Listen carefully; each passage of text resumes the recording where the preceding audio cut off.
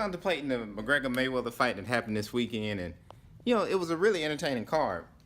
And after watching the fight, I was like, oh man, you know what? I'm gonna start following boxing. This whole boxing thing is kind of fun. It's kind of interesting. Yeah, after watching the McGregor fight, because it was an entertaining fight, it was an exciting fight. And then the politics started. Okay, first of all, they got Mayweather winning every round except the first. That's a problem for me. Anybody that saw that fight knows that McGregor won the first 4 rounds. Anybody says otherwise you're just being ridiculous. There's no way you can give him. Floyd Mayweather threw about 8 punches in the second round and got hit 50 times. How are you possibly going to give him the round?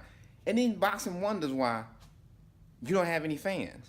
Why your last pay-per-view did 200,000 buys with your best 2 boxers besides anybody not named Mayweather in the States anyways, doesn't do more than 200,000 pay-per-view buys. And you wonder why. Well, I can tell you why. Corruption. Nobody wants to watch corrupt boxing. We all knew that. McGregor went to a decision. McGregor could have knocked Floyd Mayweather down in every single round, not got touched, beat him down. They was still going to give the decision to Mayweather because that's how boxing is. Corrupt. So instantly I was like, you know what? There's no way I'm becoming a boxing fan. Boxing can't do no numbers and won't see a penny from me unless you got an MMA fight in it. And I think that's true for a lot of people. How you sell 6.5? They is 6.5 million pay-per-view buys with McGregor versus Mayweather. Your last boxing event did 200,000. Canelo Alvarez versus somebody we don't know. And most people don't know Canelo Alvarez. So, it's just boxing's this was like the one hoorah, which should have bred a lot of life into boxing, but because of the attitude of all these old, sour, negative behind announcers and all this corruption surrounding it, it's like, oh my goodness, how could you possibly be, how can you honestly be a boxing fan? Knowing that the best person at the end of the day is not necessarily going to get the shot and not necessarily going to be declared the winner. How can you, in honest, good conscience, call yourself, oh, I'm a boxing fan? Really? I'm not a fan of any sport that cheats and connives and people get paid to do certain things. Even to the when you make it blatantly obvious, that's disgusting. Like when the referee was reading off the instructions and he's holding both the gloves and he's directly looking at McGregor the whole time he reads the instructions. I'm like, come on, man. Don't make it obvious. Now, of course, I know you directed most of your instruction towards McGregor because he comes from an MMA background and you look down on MMA. But you wouldn't even be getting paid right now if it wasn't for MMA.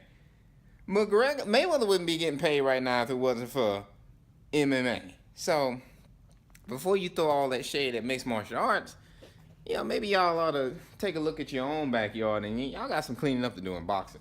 I can tell you right now, I'm not going to be a boxing fan until you clean it up. Clean it up. The best guy should get the shot. Whoever won the match, won the match. It shouldn't be whoever, we need this guy to win because that furthers the storyline. And we can set up a big matchup later on down the road with this person. Oh man, I'm not buying into it.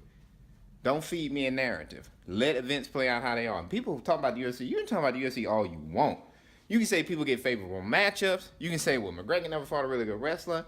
Mendez, Eddie Alvarez, both people that they said were going to chew him up. But one thing the UFC does not do, I'll admit, some guys have gotten favorable matchups. Michael Bisping got some matchups that were favorable to him early on because he had a whole country behind him. And Dan Hardy got launched to a title shot to GSP. Yeah, probably a little bit earlier than he should. But one thing you can never say, Dana White ain't never paid no judges off. He ain't never paid no referees off. Ain't nothing has ever looked suspect. Now, we've had some bad judge decisions in MMA, but they're not like boxing where it's just blatantly obvious. McGregor only winning 1 round, and I think everybody was looking at them scorecards going, what? Like, you want to know why nobody watches. That's why nobody watches. So on the Real Man Boxing, clean your stuff up, man. You want fans? This is an opportunity for you to win over a lot of MMA fans. And I was one of them. I was ready to go, yeah, I could use another combat sport. Ain't like MMA come on every weekend. I mean, they come on a lot now and more than they used to, but they don't come on every weekend. Yeah, I started looking at boxing events. Why not? As soon as I saw them scorecards, I said, oh yeah, that's why. That's why I stopped watching. So, man, for me, that's just my thoughts on it. As far as the matchup goes between McGregor and Mayweather, I thought McGregor did an awesome job. I think he did better than everybody. Here's another thing that gets me. People say, oh, Mayweather gonna get killed. McGregor gonna get killed. He gonna get killed in the first round. Mayweather gonna kill him. He ain't gonna survive one round. He'll be out of there in 30 seconds. Okay, he wins the first 4 rounds. Okay, by the judge scorecard, they say he won the first round. But he wins the first 4 rounds. Oh, man, you know, boxing's a sweet science. You know, you got strategy and all. Come on, man, really? Now, I'll give it to you. And then they bring up Ali versus George Foreman, the rope-a-dope. Look, man, that wasn't a rope-a-dope. You know, that wasn't a rope-a-dope. That was Mayweather trying to figure out McGregor's style and get his timing down, and probably knew that McGregor would bleed off in the later rounds, and then he would come on stronger. You know, it wasn't like he let McGregor beat on him for 5 or 6 rounds because he had a choice in it. You know, it just had to go down that way. You know, you don't throw but 6 punches, you're getting beat up. You know, it wasn't a rope-a-dope by any stretch of imagination. It wasn't no strategy or sweet science. Mayweather was trying to win every round that he could win. It just took him time to figure out the style, which a lot of people predicted that, including myself. Said, like, McGregor will probably take the first 3 rounds. Once Mayweather downloads the data and comes back, it'll be all Mayweather after that. And that's exactly what happened. Well, it took 4 rounds, but that's exactly what happened. So people that are, you know, the thing I hate the most about boxing and boxing fans is you make up your own reality. What you see isn't necessarily what happened. You just make up your own reality. You go, oh, okay. Just like, take Mayweather, for example. Well, Mayweather, he ain't really the best all the time. Well, he beat all the best. And when he beat Canelo Alvarez was 12. Okay, first of all, Canelo Alvarez was 21, 22. And they were, but he was really young. He wasn't experienced. He had 33 fights. He had an extensive amateur career. In boxing, you don't just fight 5 amateur fights and then you start boxing pro. Now, you have to earn your pro card in boxing. So he had an extensive career. And a lot of amateur boxers fight in the Olympics before they turn pro. So, yeah, I mean, in boxing, that's their. They just not gonna give somebody respect. Oh, he beat Pacquiao. Well, Pacquiao had but 1 arm. He beat De La Hoya. De La Hoya was old. It's like, come on, man. Like, boxing fans just make up a reality. That's all it is. You just make up a reality. And then you follow through with it, which is partially why the McGregor-Mayweather fight was so confusing for you. So, I mean, it was a competitive fight. Anybody says different is lying, saying that Mayweather, all them people that were saying Mayweather going to have him in a body bag, he going to kill him in 30 seconds, blah, blah, blah, not true. And you think about this in reverse. Put Mayweather in the octagon with McGregor. It don't go 10 rounds. It don't go 10 minutes. You'd be lucky if it goes 10 seconds. And if you need a clear example of what happens when you put a boxer in an MMA fight, now you got to remember, McGregor stepped over and fought one of the greatest of all time. In not my opinion, not the greatest of all time, but one of the greatest of all times in boxing, in Mayweather. 50-0 now. And went 10 rounds with him and won some rounds. You put Mayweather in there with McGregor, he ain't winning no rounds. You take the best pound-for-pound MMA fighter and match up. James Toney came over to MMA.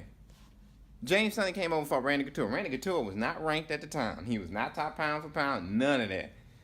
James Toney lasted about 4 minutes. No, it wasn't 4 minutes. I think it was like 30 seconds. Maybe 30 seconds? I haven't seen that fight go. I know it didn't go past the first round. About 30 seconds, 20 seconds. Somewhere in there. Heel pick, took him down, choked him out.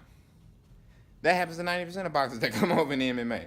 So before you toot your horn in boxing too much, just remember that if we flip this, and we ain't talking about the greatest of all time in MMA, you ain't talking about matching up somebody with George St. Pierre or when he was the top dog, or right now it would be Demetrius Johnson or, I don't know, I hadn't looked at the pound list in a while, but I know Demetrius Johnson's probably on there. Dominic Cruz is probably on there.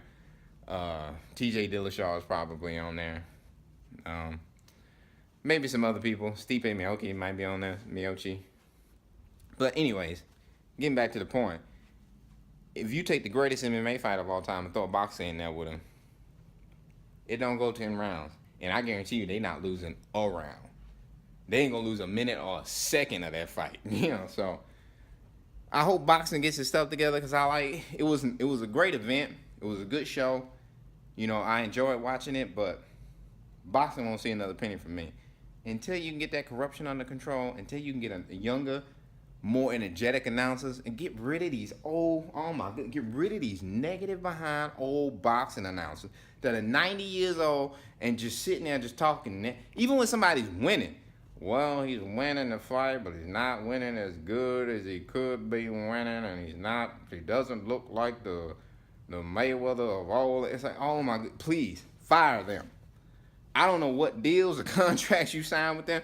Either fire them or give me an option to listen to somebody else. Give me an option that when I choose my pay-per-view to have a different audio link to say, okay, you can listen to these two announcers or you can listen to the announcers we got with Showtime. Give me the other two guys, anybody. But these old negative behind announcers. And please don't send them in the ring to interview anybody. I didn't even watch that in ring interview. Because there's always that old behind, I don't know that dude's name, that old behind white guy who's super negative and always bringing up random behind questions that don't make any sense. Please, boxing. If at the very least, if you can't stop the corruption, at least please clean that up. Please fire them. By all means, please fire them. But that's all for me, guys. Done.